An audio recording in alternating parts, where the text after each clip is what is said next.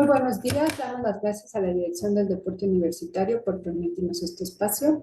El día de hoy tengo el gusto de presentarles al doctor Yair Alejandro Acevedo Torres, que es residente de segundo año de la especialidad de Medicina de la Actividad Física y Deportiva, el cual tratará con nosotros el tema de conmoción cerebral en el deporte. Bienvenido, doctor. Muchas gracias. Buenos días, doctora. Muchas gracias por la invitación y muchas gracias a Deporte UNAM para la plática que vamos a dar el día de hoy. Bueno, como ya lo comentó la doctora Cristina, mi nombre es Yael Acevedo, soy residente del segundo año de la especialidad de Medicina de la Actividad Física y Deportiva y el día de hoy voy a estar con ustedes teniendo la oportunidad de hablarles del tema de conmoción cerebral en el deporte. Bueno, comenzando sobre este tema, que es un tema de importancia. De importancia clínica, de importancia social y de mucha importancia en el deporte en todos los niveles. Entonces, espero quede muy bien entendido y todos los puntos claves sean reconocidos. Vamos a empezar por la introducción, hablando de conmoción cerebral. Es una entidad clínica, una patología que es bien reconocida, es decir, muchas personas, muchos doctores, podemos reconocer como tal una conmoción cerebral. Sin embargo, hay todavía muchas lagunas, muchas partes oscuras que no se han desarrollado bien o que todavía llegamos a un conflicto de ponernos de acuerdo. Incluso solamente llegar al concepto de conmoción cerebral tuvo una dificultad entre los expertos. Del 2001 hasta el 2016 había idas y venidas entre conceptos.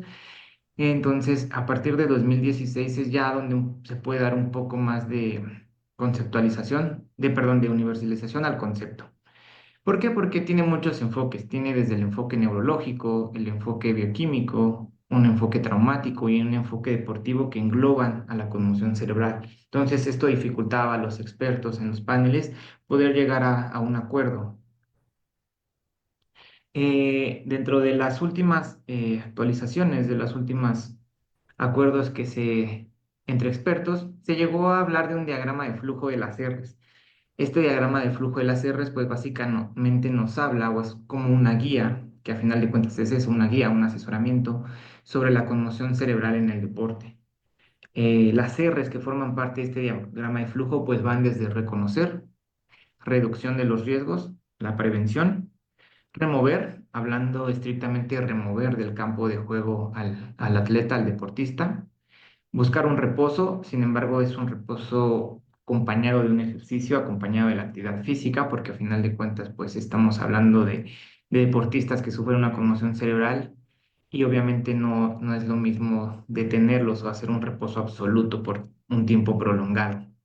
Referir, en caso de que esto sea necesario, llevar a cabo un proceso de rehabilitación de la manera correcta y sobre todo especialistas o personal médico, fisioterapeuta, personal del área de la salud que tenga un conocimiento sobre la conmoción cerebral, esperando que exista una recuperación adecuada de los pacientes, exista, ¿para qué? Para llegar a un retorno y un retorno de tanto aprender, porque ya lo vamos a ver más adelante, pero pues creo que nosotros estamos expuestos a deportistas que estudian, que todavía están en un proceso de aprendizaje educativo.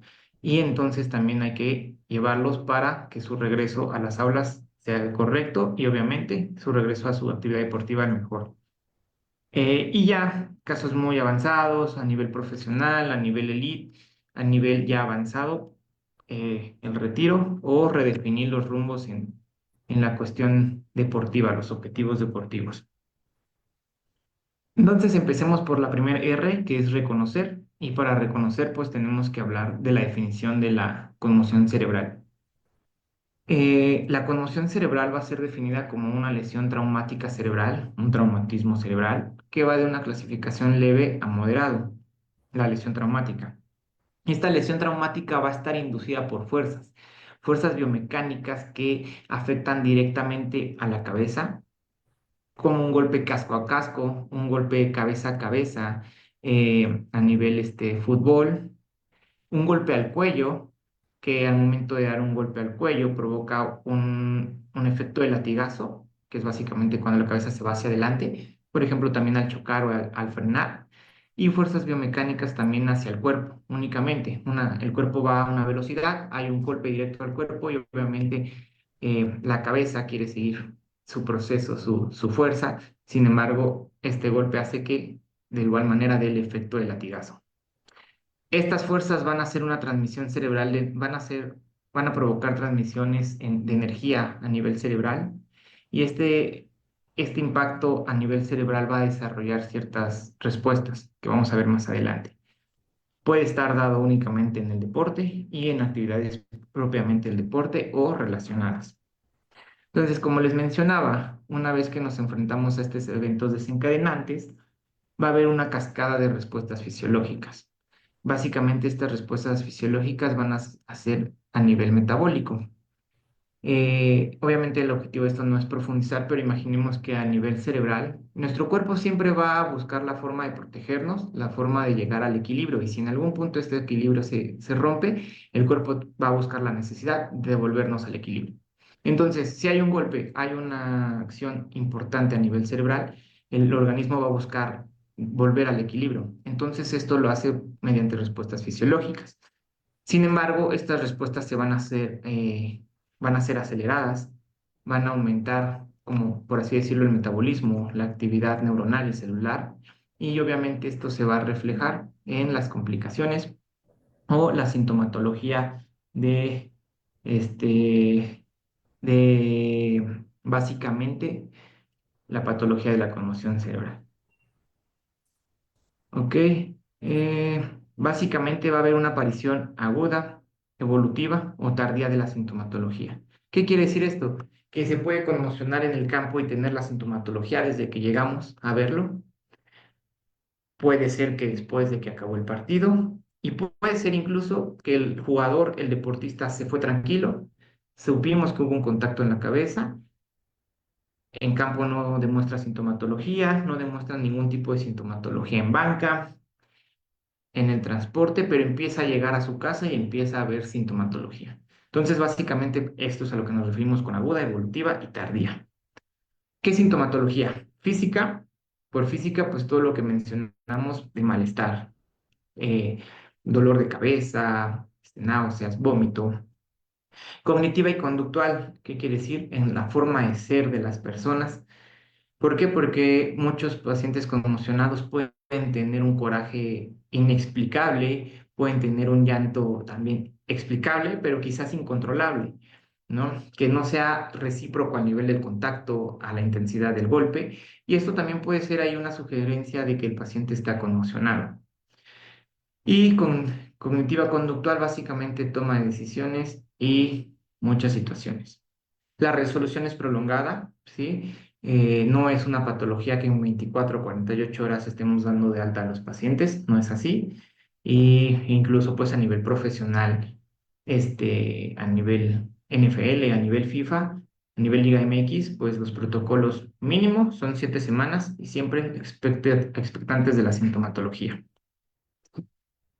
También dentro de esta definición es importante hablar que no hay datos de anormalidad estructural, es decir, que la conmoción cerebral per se no provoca anomalías estructurales a nivel cerebral. Si hacemos un estudio, una tomografía y encontramos una anormalidad estructural, puede ser, vamos ya, cuestiones muy técnicas, muy médicas, pero nos vamos a ir a otra definición conceptual más allá de la conmoción. Dentro de esta misma definición también se habla de la pérdida de la conciencia obligatoria, es decir, el deportista, el padre de familia, el entrenador puede decir, oye, pero no perdió la conciencia, oye, pero se acuerda muy bien de qué pasó antes, durante y después del impacto, no está conmocionado.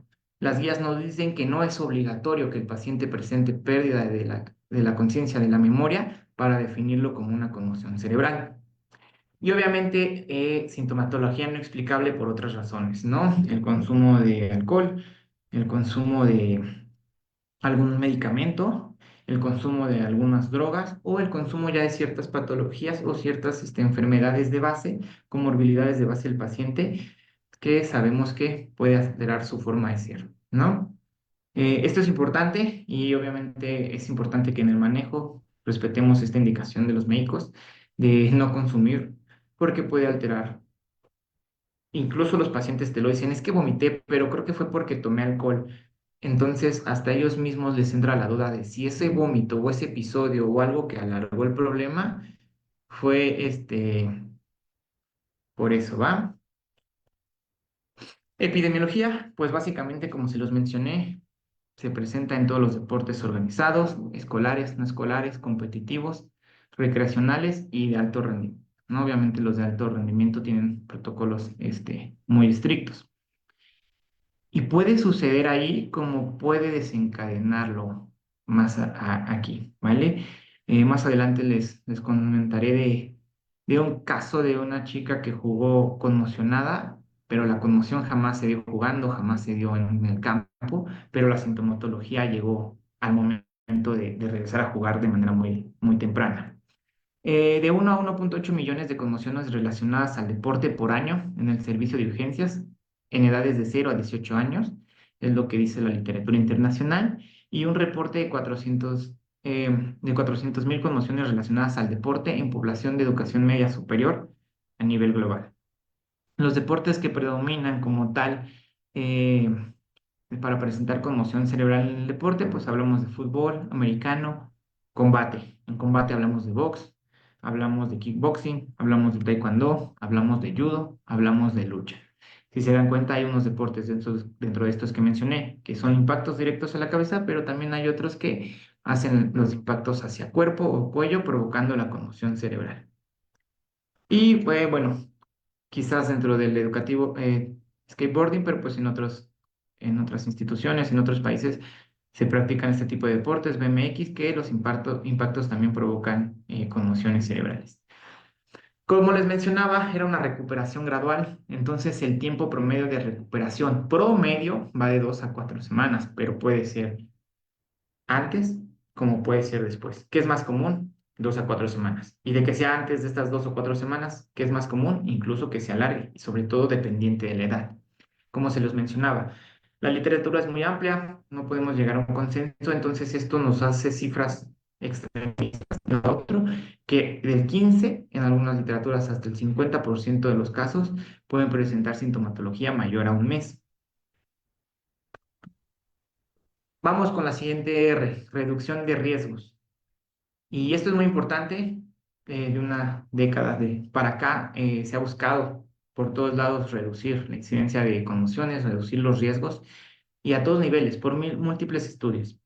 Entonces, ¿qué herramientas tenemos para la reducción de riesgos? Que como tal es eso, únicamente reducción. No es que vamos a eliminar la probabilidad de que el paciente presente conmoción, solo vamos a reducir este riesgo. Pues básicamente normativa en categorías infantiles y juveniles. Por infantiles y juveniles, esto es importante porque neurológicamente a nivel fisiológico, a nivel de neurodesarrollo, los infantiles y los juveniles, adolescentes, tienen picos en su desarrollo neurocerebral. Entonces, básicamente, estos picos van de los 5 a los 12 años, de los 13 a los 18 años, y entonces presentar conmociones cerebrales en estos rangos de edad no es lo ideal. ¿Qué normativas? Bueno, ha sido obligatorio el uso en algunas ligas deportivas, por ejemplo en flag, en americano infantil, el uso de protectores bucales. Se ha demostrado que, en hockey también, por ejemplo, obviamente en otros países, el uso de protectores bucales ha disminuido el riesgo de conmoción cerebral. ¿Por qué? Porque básicamente el paciente al traer el protector bucal está haciendo un poco de conmoción y disminuye la fuerza al momento de recibir un impacto, las fuerzas de movimiento dentro del cráneo. ¿Y qué otras normativas hay? Que a categorías infantiles no jueguen equipados y que esté prohibido el contacto casco a casco, el contacto golpe a golpe. También a nivel de entrenamiento, por ejemplo, en fútbol, limitar mucho o incluso en algunas ligas, algunas instituciones deportivas, prohibir el entrenamiento del cabeceo, ¿no? Yo recuerdo todavía cuando jugaba fútbol que desde infantiles era cabecear, cabecear, cabecear, cabecear, cabecear. Y básicamente lo que se busca ahorita es que no expongamos mucho a los pacientes infantiles o juveniles juveniles, perdón, dentro del entrenamiento a estos golpes constantes con la cabeza. Entonces, básicamente, hablando del contrato, es disminuir la frecuencia, la intensidad y la duración en que vamos a someter a los pacientes, bueno, a los deportistas a el contacto hacia la cabeza. Los equipos de protección, ya sea casco, ya sea bandas, ya sea cintas, ya sea protectores bucales y las estrategias de entrenamiento, como ya se los mencionaba. Desencadenantes, una vez más, desencadenantes directos o indirectos. Directos, cualquier deporte que involucre un golpe eh, hacia la cabeza, e indirectos, caídas, golpes hacia otra parte del cuerpo, frenar, que provoca un mecanismo de aceleración y desaceleración, y otros mecanismos, como les mencionaba, incluso fuera del deporte, eh, el choque. Clínica, ¿qué sintomatología va a tener el paciente que presenta algún tipo de conmoción cerebral? Pues básicamente de todo. Va a haber como tal alteración vestibular, que podemos ver en la imagen, que es vestibular equilibrio, percepción de orientación espacial. Ocular, alteraciones al leer, al ver, al analizar. Fatiga cognitiva, es lo que yo les digo a mis pacientes, suena gracioso, pero básicamente pensar. O sea, va a haber síntomas hasta por pensar. Migraña postraumática o dolor de cabeza constante, dolor a nivel de cuello cervical y lo que les mencionaba, a nivel de la percepción del paciente, se puede sentir muy estresado, muy enojado, muy triste de manera inexplicable. Esos también son síntomas de conmoción cerebral. Entonces, si se dan cuenta, básicamente les dije síntomas de todo. Entonces, justamente por eso es una sintomatología en específica. Entonces, tenemos que sumar mecanismo más sintomatología. Dentro de los más comunes, dolor de cabeza, cambios de humor, alteraciones visuales leves y alteraciones inespecíficas. El paciente lo refiere como decirse, me siento mal, me siento raro. Y obviamente el dolor cervical es específicamente el mecanismo de lesión. Pasamos con la siguiente R dentro de este diagrama de flujo, que es remover. Básicamente, que es el reconocimiento de una conmoción cerebral. Y básicamente es, reconocemos la conmoción cerebral y retiramos, sea sospecha o sea totalmente o observable. Eh, Aquí en la imagen les pongo el caso de Tua Tagovailoa, quarterback de los Delfines de Miami, que básicamente en una temporada, si mal no recuerdo, tuvo de 2 a 3 conmociones cerebrales. Sin embargo, una de estas conmociones cerebrales no fue totalmente identificable por el equipo médico a nivel de campo y pues la NFL tiene médicos a nivel de gradas, a nivel de palcos, que fueron los que se dieron cuenta como tal de avisar y decir, Tua tiene datos de conmoción, hay que sacarlo y checarlo. Entonces, pues nosotros obviamente no tenemos estas oportunidades, pero aquí parte el apoyo de los padres, de los entrenadores, de todo el equipo que va a un evento deportivo, a un juego, de conocer a sus chicos, de conocer a sus deportistas, porque uno podría decir, este está confundido, no sabe dónde ponerse, pero quizás hasta sea algo basal. Normalmente le cuesta un poco de problemas ubicarse después de cada jugada, ser más rápido, más veloz. Entonces, si hubo un golpe, un contacto y empezamos a notar estas cosas, pueden ser sospechas y lo ideal es retirarlo y valorarlo fuera de campo. Y obviamente, pues lo que les mencionaba, no regresar hasta realizar una evaluación médica. Manejo. ¿Qué hacemos nosotros hablando de como tal desde la parte médica? Pues hacemos una evaluación neurológica que básicamente es lo que ven en televisión, ¿no? Checar reflejos de los ojos, checar que haga gestos, fuerza de las extremidades, y preguntamos si hay ciertos síntomas. Y esto lo vamos a ver más adelante como una herramienta que se llama SCAT6, que nos permite como tal identificar eh, datos de conmoción cerebral. Puede ser inmediatamente conmoción y dentro de una hora posterior al evento que propició la conmoción cerebral. Es importante que el paciente, el padre, el acompañante o el entrenador reciban la información de esta patología. ¿Ok? ¿Para qué? Para que se sientan como tal, ¿qué está pasando, no?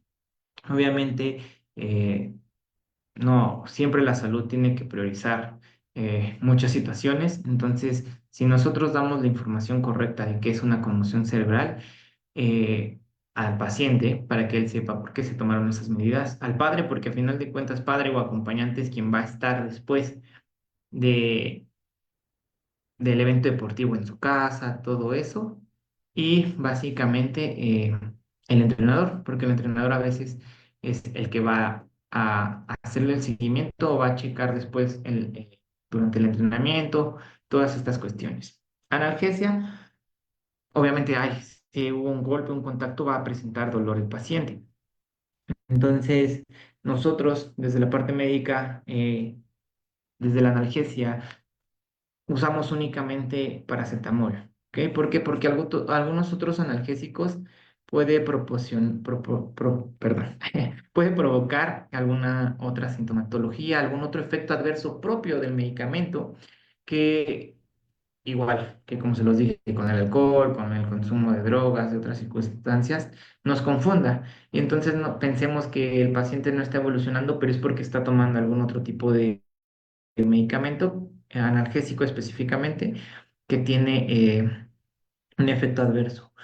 Oiga, pero yo tomo un medicamento de base. Obviamente preguntamos nosotros qué medicamento es el que ya está tomando de base y obviamente la decisión de continuar o suspenderlo. Que en la mayoría de las veces, si son de base, no tendrían que tener alguna interferencia con sintomatología. Y que incluso suspenderlos sí podría provocar sintomatología. Y obviamente datos de alarma. Siempre le proporcionamos al padre, al paciente o al entrenador datos de alarma que básicamente hay que irnos a urgencias. Estos datos de alarma, ¿cuáles son? Pues dolor de cabeza muy intenso a pesar del paracetamol, pero intenso, intenso, una escala del 1 al 10, 9 o 10, a pesar de que ya tenía tratamiento analgésico.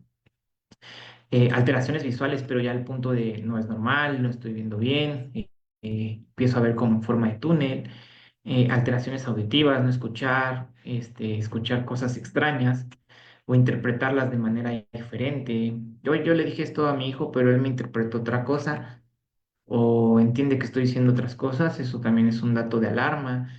Algo que hablamos como tal, vómito en proyectil. Vómito en proyectil, pues que el paciente no haga estas cuestiones de arqueadas, que es básicamente cuando uno quiere vomitar, prepara, ¿no? El vómito en proyectil es como está y vomita, literalmente, algo así como la película del exorcista. Debilidad, pérdida de la fuerza, sensaciones de no sentir frío o calor. Todos estos son datos de alarma que amerita una nueva revisión y pues obviamente se los damos a los pacientes. ¿Para qué? Para que acudan al sistema de urgencias. Básicamente que están descritas en la herramienta de SCAT-6 y estas red flags pueden ser tanto en el campo como posteriormente a la evaluación. Y era lo que les comentaba. Ahorita vamos a ver el algoritmo, pero nosotros llegamos y si vemos red flags dentro del campo, lo que menciona la herramienta del SCAT-6 es traslado. Traslado y llevarlo al servicio médico de urgencias. ¿Por qué? Porque pueden ser otras situaciones asociadas a la conmoción cerebral y hay que dar un manejo diferente. ¿Cuáles son estas red flags? Dolor de cuello, rigidez, básicamente rigidez, o sea, que el paciente se sienta capaz de mover porque está rígido, rígido como tabla. Convulsiones, visión doble, debilidad, sensibilidad anormal en cualquier extremidad, que le pidamos que mueva dedos de las manos, dedos de los pies y no pueda, no lo sienta. Tocamos pies, tocamos punta de los dedos, de las manos y el paciente tampoco sienta. Esto es a lo que nos referimos con sensibilidad anormal. Deterioro del estado neurológico, llegamos, está bien, empieza a hablar mal, mal, mal, empieza a balbucear, o sea, no está aquí, no está con nosotros. Está muy, muy, muy deteriorado neurológicamente, super red flag. Vómito, igual estas características que les mencionaba. Dolor de cabeza, incremento constante en intensidad del dolor. Y básicamente esta intensidad del dolor es, doctor, necesito por favor que me saque del campo o necesito que me quite este dolor de cabeza ya.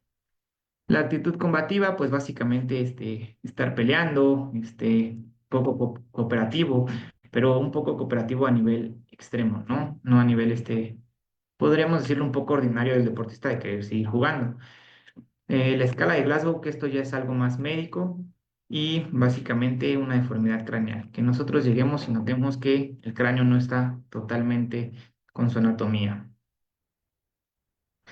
Y aquí básicamente podemos observar las red flags, el algoritmo del SCAT6, donde nos menciona, si hay red flags, remover inmediatamente del campo médico y transportarlo a un centro hospitalario. Si no hay red flags, empezamos la revisión. Signos positivos, hay una adecuada evolución, lo que les mencionaba, clínicamente esto es más médico. Nosotros hacemos una escala de coma y Glasgow de acuerdo al score, al obtenido. Si tiene menos de 15, igual, removerlo y transporte hacia centro hospitalario. Si el score está mayor a 5, ahora vamos con dolor cervical, la rigidez, pérdida de los rangos de movimiento. Básicamente igual. Si los presenta estos datos de alarma igual que les mencionaba, ¿qué hacemos? Inmovilización cervical y traslado. Entonces aquí es importante checar eso. No cualquier traumatismo, no siempre se va a inmovilizar de la manera cervical al paciente. Hay datos que nos obligan y nos dicen que lo hagamos. Coordinación ojo-motor, oculomotor, lo que les mencionaba, pedir órdenes, equilibrio, todas esas cuestiones. Igual, anormalidades, remover y al campo de juego. Y después hablamos de unas preguntas de Madoc, que lo vamos a ver más adelante y es muy común, que incluso para el deportista puede ser, ¿en serio me estás preguntando esto? Y sí, es importante, ¿por qué? Porque eso nos hace orientarnos y qué tanta gravedad de la conmoción cerebral hay. Y estas son las preguntas de Madoc, que básicamente es en qué estadio estamos, en qué campo estamos, qué lugar de juego estamos el día de hoy, ¿no? Y obviamente debe contestarnos. Por cada pregunta es un punto y básicamente la segunda pregunta es qué mitad, qué periodo, qué tiempo vamos, qué round. La tercera pregunta, quién marcó en el último juego o básicamente dependiendo del deporte, si no podemos decir quién marcó, pues quién ganó, cuál fue el resultado del juego pasado. Básicamente, la siguiente pregunta, ¿contra quién competiste? ¿Contra quién peleaste? ¿Contra quién jugaste la semana pasada o el juego pasado? Y la última, ¿ganaste? ¿Ganaron? ¿Cuál fue el resultado final del juego pasado? ¿No? Estos son muy específicamente de las cuestiones deportivas. Después pasamos a, como lo que ya les mencionaba, dominios clínicos afectados que va a tener posteriormente el paciente conmocionado. Son los físicos, todos los dolores, todos los malestares que les mencionaba, cognitivos, capacidad de razonar, capacidad de análisis, capacidad de respuesta, y los emocionales o conductuales que les decía, su forma de ser, cómo me siento. Dentro de estos cognitivos que les mencioné, hay estudios que buscaron ver cuáles eran los principalmente afectados y en un orden, pues básicamente son estos. Memoria visual, es decir, llegué a mi casa, puse el teléfono acá, no me acuerdo dónde dejé el teléfono, ¿ok? Dejé las llaves colgadas justamente aquí, no me puedo acordar en el lugar donde lo dejé, eso es más o menos la memoria visual. La memoria verbal, no sé, le dijeron, oye hijo, ve a la tienda, necesito que compres esto. Va a la tienda, llega a la tienda y no se acuerda absolutamente. Pudo haber sido una lista de tres, se acuerda de dos. Bueno, considerable, ¿no? Pero no se acuerda de ninguno de los tres. Estos también son los dominios cognitivos afectados. Velocidad de procesamiento y funciones ejecutivas, que básicamente, si lo sumamos, nos habla que disminuimos los tiempos de reacción, ¿vale? Para hablar de tiempos de reacción hay un estímulo, un procesamiento del estímulo y una reacción, una respuesta a ese estímulo. Por eso es esta suma de funciones ejecutivas más velocidad de procesamiento, lo que hablamos de tiempos de reacción como un dominio cognitivo afectado durante la conmoción cerebral. Entonces es importante, nosotros les comentamos que estas cuestiones se pueden ver afectadas, es parte de la evolución, hay que ir viendo que la intensidad de estas afecciones vayan disminuyendo. Revaloramos con herramientas clínicas, que es el SCOT-6 y el Child SCOT-6, que es más como para pediátricos, con ciertas modificaciones, que les digo, esto es una cuestión muy clínica, entonces, pero es lo que tendríamos que hacer en la revaloración posterior. Valorar los dominios clínicos afectados que les mencionaba, físicos, cognitivos y conductuales emocionales. Una revaloración constante, desde 3 hasta 30 días constantes de revaloración. Diario, si no hay datos de alarma, si no hay sintomatología exacerbada, no. Promedio cada 48 horas, y ya lo vamos a ver más adelante, en los steps para el regreso al campo, a la escuela.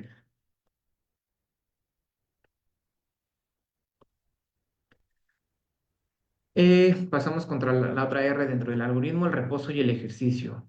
Ante un deportista que padece o que sufre una conmoción cerebral, el reposo relativo, primeras 24 horas. ¿Qué es relativo? Vamos a evitar todos los estímulos. O sea, no es que se va a quedar acostado en la casa y no moverse. Puede bajar, puede ir a la cocina, puede ir a la sala, puede ir a la tienda, pero básicamente no estímulos, no estar mucho tiempo, lo que les decía al principio, pensando, no leyendo, no manejando, este, no, no haciendo estas acciones de reacción y procesamiento. Y el retorno siempre va dependiente del bienestar físico. ¿Qué quiere decir esto? Lo que es que las guías dicen 24 a 48 horas. Ok, pero ¿te sientes bien? No, la verdad no. Entonces va a depender mucho de tu bienestar. Ya cumplí el sexto paso, pero ya al llegar al sexto paso del retorno al juego, no, Doc, o sea, ese último entrenamiento no lo toleré, dolor de cabeza, mareo. Cumpliste la etapa, pero físicamente no estás bien, entonces también detenemos ese retorno, ese regreso al campo. El retorno, lo que más se ha buscado y es un retorno temprano de 24 a 48 horas, actividades cotidianas y actividad física. No que en 24 a 48 horas ya va a estar jugando otra vez con la misma intensidad competitiva. No, retorno temprano, que es lo que se sugiere de 24 a 48 horas, es a la mayoría de las actividades diarias y a una actividad física, no a jugar ni entrenar con la misma intensidad de competición. Y obviamente un inicio progresivo del retorno al juego. Referencia, es decir, tiene que verlo un especialista, tiene que verlo alguien más, tiene que verlo alguien experto en conmoción cerebral. Y básicamente esto es lo que te sugieren es 10 días, ¿no? Y lo digo mucho porque, por ejemplo, las ligas de fines de semana o así que no hay como tal un seguimiento médico. Si después de 10 días sigue habiendo persistencia de los síntomas, hay que buscar un especialista, un neurólogo, un médico del deporte que sepa un poco más, bueno, que sepa un poco sobre conmoción cerebral, o sea, médicos expertos en esta área, para médicos expertos en el retorno al juego, ¿para qué? Para checar que no se nos esté escapando nada por ahí. Manejo específico de otras situaciones. Después de 3 días, manejo específico de migraña, dolor de cabeza, signos vestibulares, que era más o menos lo que les mencionaba, equilibrio. ¿Y qué es lo que nos dice la literatura? Que si hay más de 10 días con síntomas, hay alto riesgo de que la persistencia de los síntomas sea mayor a 4 semanas. Si en 10 días no ha disminuido la frecuencia, la intensidad, bueno, la intensidad sí, pero la frecuencia de los síntomas, es muy probable que los síntomas se alarguen hasta 4 semanas. Y lo que les mencionaba, el manejo de un especialista clínico. Entonces, dentro de nuestra población deportista tenemos estudiantes. Entonces, básicamente lo que nos dicen las guías es que también hay que hacer un retorno progresivo a la escuela, a aprender es lo que ellos llaman. Y pues esto va dirigido a niños, adolescentes y adultos jóvenes. Básicamente es brindarles medidas de soporte para su retorno a la escuela.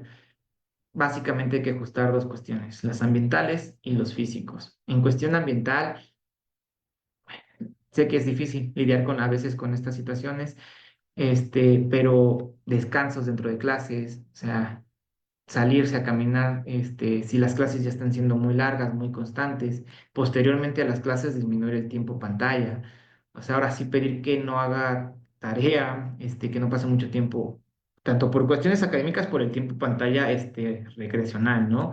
Celulares, videojuegos, todas estas cuestiones. Y ajustes físicos, pues las clases de educación física, evitar actividades de contacto, excursiones, viajes, evitar estos riesgos. Ajustes curriculares, lo que les mencionaba, o sea, el paciente incluso pensar, razonar, analizar, le va a costar trabajo, no es un pretexto. Entonces, pues sí, lo ideal sería tener un tiempo extra para la entrega de actividades y el ajuste de pruebas, pues la prórroga para presentar exámenes. Si es muy agudo, o sea, si se conmocionó y tenía un examen el día de mañana, buscar la forma de que no presente ese examen, porque igual va a doler, a aumentar la sintomatología y el resultado a final de cuentas no va a ser el mejor, porque el dominio, como les mencionaba, cognitivo está afectado. En general, un retorno completo a la normalidad escolar, no a la normalidad deportiva, se da en un aproximado de 8,5 días. Y básicamente eso es lo que les mencionaba. Paso uno, actividades diarias, que no aumenten los síntomas, leer de 5 a 15 minutos y después irlo incrementando gradualmente. El día, paso 2, actividades escolares, tarea, hacer actividades fuera de la clase o igual a tolerancia. El paso 3 pues ya la introducción a los trabajos específicos de la escuela, igual con días de descanso, con el horario pues, de toda la escuela no lo va a tolerar en el salón, entonces estas ventajas para salir. Y el paso 4 pues ya un retorno completo, ¿no? Ya clases, exámenes, actividades, obviamente igual que se los mencioné en las diapositivas pasadas, a expensas de la exacerbación de los síntomas. El retorno al juego, pues básicamente les digo, estudios a nivel colegial han demostrado un retorno al juego de 3 a 15,4 días promedio. Sin embargo, 3 días es muy prematuro para la mayoría de las fuentes bibliográficas y pues a nivel ligas es un mínimo hasta de 7 días, ¿no?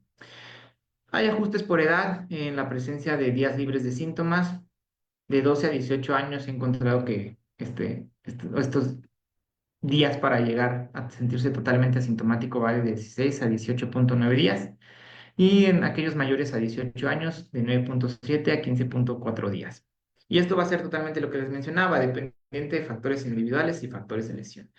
Factores individuales, el desarrollo propio del individuo y factores de lesión, intensidad, gravedad e incluso frecuencia, porque podría ser una conmoción cerebral en menor o sería según su segunda conmoción cerebral menos de 6 meses o menos de un año. Entonces esto podría alargar la recuperación de los síntomas. En las etapas del retorno al juego son 6 pasos, del 1 al 6. Sin embargo, el 2 hay unas ciertas indicaciones para dividirlo en 2A y 2B. La etapa 1, caminata. Actividad física normal, que si quiere la tienda se desplace caminando, eh, que no se quiere perder el entrenamiento, o sea, que vaya, pero que nada más camine. Camine y ni siquiera corra, no haga técnico, táctico, nada. No, no quiere perderse el entrenamiento, que vaya a caminar al campo, nada más. Y obviamente, etapa 2A, básicamente, etapa 2, actividad física, ejercicio aeróbico. ¿Qué va a ser la diferencia entre 2A y 2B? Básicamente, 2A es ligero, que es básicamente al 55% de la frecuencia cardíaca máxima teórica del paciente. Básicamente la frecuencia cardíaca máxima teórica del paciente es con una fórmula que utilizamos nosotros, que es 220 menos edad. Entonces a su 55% tendría que ir la frecuencia cardíaca. Y la 2B a una intensidad moderada, que es un 70% de su frecuencia cardíaca máxima teórica. Lo ideal es que sean, si se puede, ¿verdad? Actividades aeróbicas indoor, estáticas. ¿Por qué? Porque a veces el trote provoca movimientos, o correr en campo, en grava, provoca movimientos ahí a nivel craneal que puede molestar. La etapa 3 es empezar en el campo, actividades propias, pero no en conjunto, lo que llamamos como tal normalmente entrenamiento por separado de la actividad deportiva. El entrenamiento en la etapa 4 es actividades muy propias y específicas, técnico y tácticas del deporte sin contacto, sin acciones de lesión. O sea, cambios de velocidad, sprints, saltos, pero no uno contra uno que vaya a provocar un golpe. Etapa 5, jugar, ¿ok? Puede ser un interescuadras, puede entrar al juego, básicamente, pero no totalmente al juego, el entrenamiento, ya interescuadras, el último entrenamiento previo, técnico táctico, todo esto sí, en la etapa 5. Y en la etapa 6 pues básicamente es ya el retorno total al campo de juego, ya puede existir un contacto. Y obviamente dentro de estas 6 etapas, lo vuelvo a repetir, es muy dependiente de la sintomatología. A veces si pasamos una etapa y hay sintomatología muy exacerbada, nos regresamos otra vez a una etapa previa, 24 a 48 horas en esa etapa y revalorar para ver si progresamos. Y esto es básicamente los que les mencionaba. El objetivo de la etapa uno, una reintroducción gradual al trabajo, a la escuela. De la etapa 2, incrementar la frecuencia cardíaca, las demandas fisiológicas. En la etapa 3, agregar movimientos, cambios de dirección, ese es nuestro objetivo. En la etapa 4 es no contacto y nuestro objetivo es un acercamiento a la intensidad usual del ejercicio propio del paciente, a la coordinación, al análisis, a la forma de pensar, o sea, lo técnico, táctico. La etapa 5 es restaurar la confianza del paciente y básicamente pues de su entrenador dentro del campo del juego, actividades normales del entrenamiento y la etapa 5 regreso totalmente al campo, juego normal. Y ya las otras R's dentro de este diagrama es reconsiderar, como les mencionaba, esperemos nunca llegar a esta etapa, pero es reconsiderar que si nuestro paciente ya ha tenido demasiadas conmociones cerebrales, o sea, está haciendo un deporte en el cual conmoción, conmoción, conmoción, pues reconsiderar los riesgos a largo plazo que a final de cuentas aún están en estudios, no podemos atribuir totalmente causalidad, pero es básicamente esa definición de la R, reconsiderar. ¿Para qué? Porque se ha encontrado que si bien conmociones constantes no ha incrementado la incidencia de enfermedades neurológicas como Alzheimer, esclerosis lateral, esclerosis, o sea, si yo tengo conmoción, no voy a tener más riesgo de un paciente que no tuvo conmoción de presentarla, es lo que se ha encontrado. Sin embargo, si yo presento algún tipo de patología neurológica y tengo antecedentes de conmoción, eso sí se ha encontrado, que yo tenga mayor riesgo de eventos adversos en comparación con alguien que no ha tenido conmoción cerebral. Y básicamente evitar el síndrome del segundo impacto, que es igual, es muy debatible. Definirlo o no, pero básicamente el beneficio es ese, o sea, evitar el síndrome del segundo impacto, que es si yo presento una conmoción cerebral en un tiempo muy corto, haber presentado una otra, puedo tener secuelas o complicaciones clínicamente muy importantes que mermen mi calidad de vida. Entonces el objetivo es no llegar aquí. Y bueno, como datito extra, a nivel online está este programa de entrenamiento en conmoción cerebral para la población en general que yo lo recomiendo ampliamente, población general, entrenadores, padres de familia.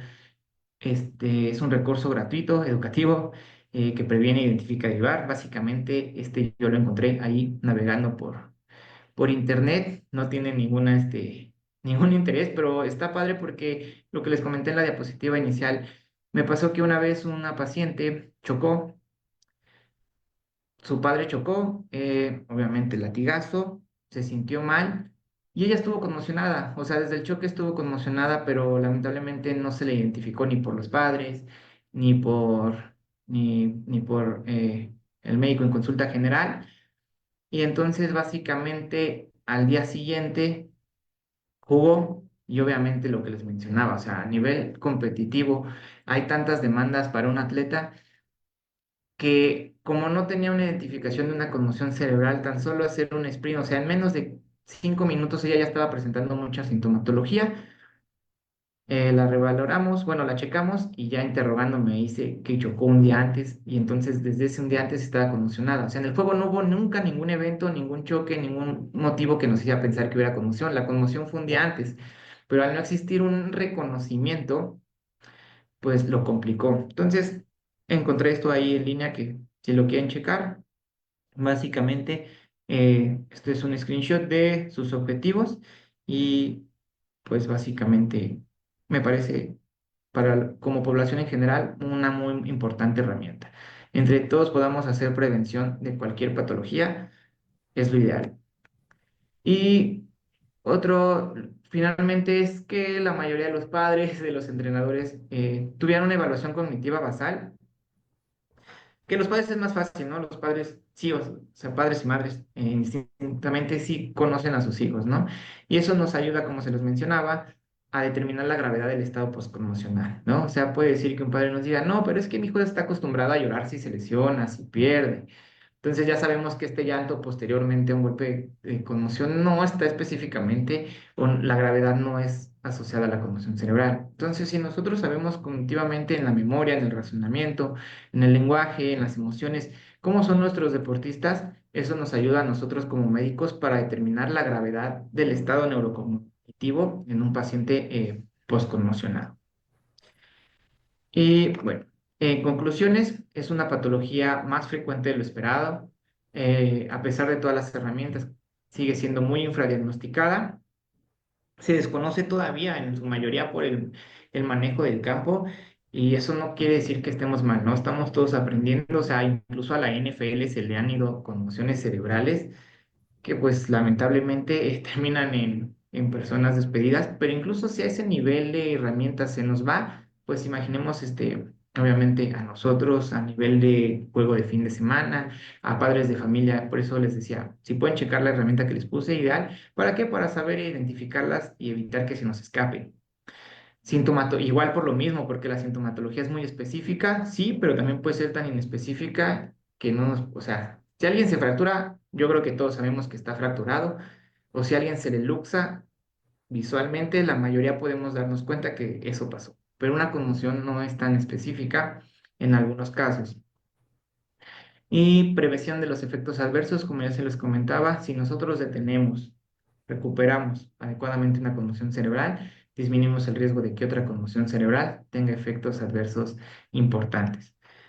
Conocer el protocolo de retorno al juego, para básicamente decir, lo estamos haciendo bien, mal, o no, no, es que el doctor no quiere que juegue mi hijo, o el entrenador lo usó de pretexto para que no, no. Es importante conocer el retorno al juego, para que sobre todo por salud, o sea, no hay otra indicación más que por salud y el beneficio del paciente. Y como ya se los mencionaba, lo ideal es que tengamos un manejo interdisciplinario, médicos, fisioterapeutas, padres de familia, deportista y entrenadores. Y bueno, eso es todo de mi parte el día de hoy. No sé si tengan algunas dudas o algunas preguntas. Muchas gracias, doctor. Bueno, en el chat no tenemos preguntas. Es bien importante, como bien lo menciona, reconocerlo, porque muchas veces hay presiones por parte del entrenador o del mismo jugador de que quiere seguir jugando, porque no se percata de lo que está pasando. Entonces, siempre que esto se menciona, se tiene que hacer de manera fundamentada para decir, no puede seguir jugando y es por su salud, básicamente.